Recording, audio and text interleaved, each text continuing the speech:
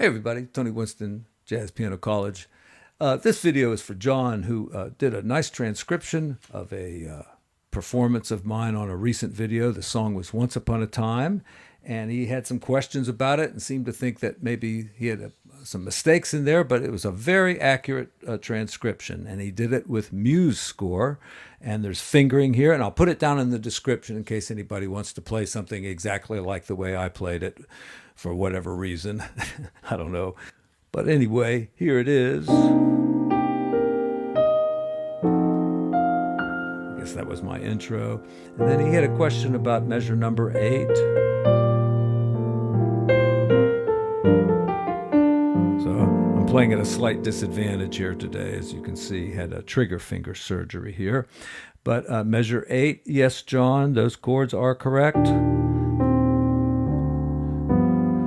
Probably didn't put them all in the chart, in the original chart maybe, but you've got that right. And the timing in measure 9, I mean, I'm not a very accurate player sometimes when I'm especially playing a ballad and the timing gets a little loose. So yeah, I would notate it exactly as you did. Second chord in measure 10. Yeah, I think either chord is going to work well there.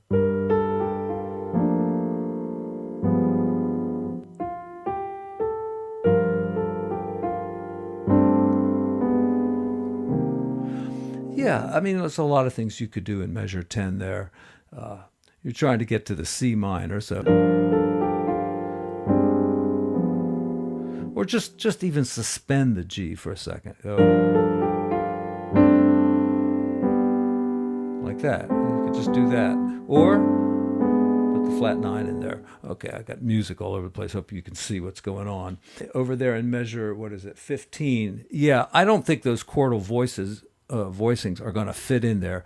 And if I could just say something about the way it's actually written out, you know, you're just moving, you know, like that. So these chords should all kind of look the same on the page. Like if you had F, B flat, and D, like you have, but then since you're calling this G flat, you should call that C flat and E flat. And that way the chord shape, you know, the third, you could see the third as being the top interval and a fourth as being the bottom interval, right? Got a fourth and a third. So this one should look the same. And it kind of looks like you have a third on the bottom and a fourth on the top. So if you wrote it as C flat, that's more clear to an experienced piano player.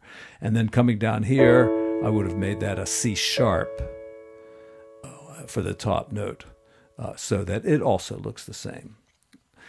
Also, too, in the chart, a lot of things that the right hand plays are written down in the bass clef.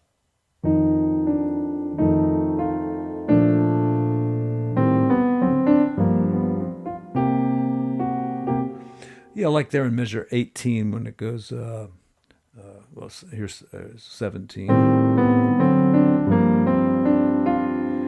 then right here, you know, I think you would play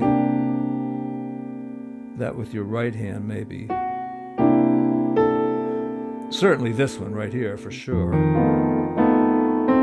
And it would be better to go ahead and use ledger lines and put those notes for the right hand up in the treble clef there, rather than in the bass clef.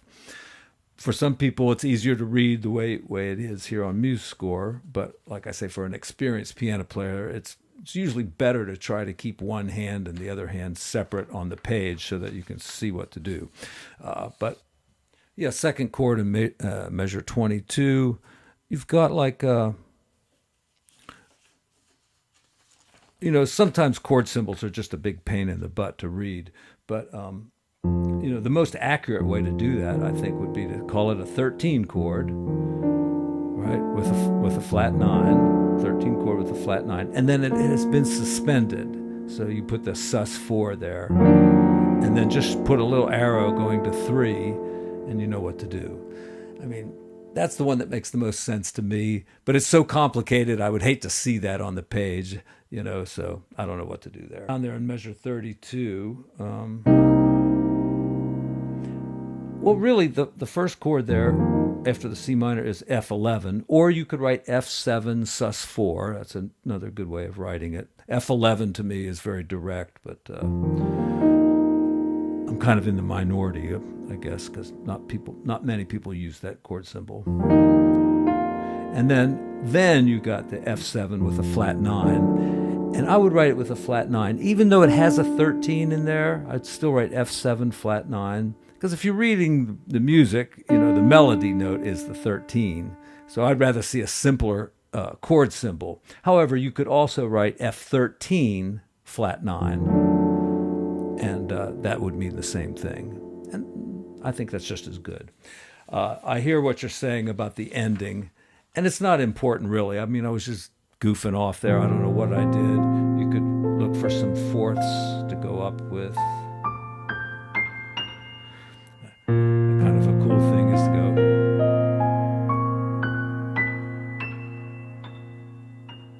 just use pure fourths. Sometimes gets you some kind of crazy sound. So there's an ending I've never talked about, Maybe,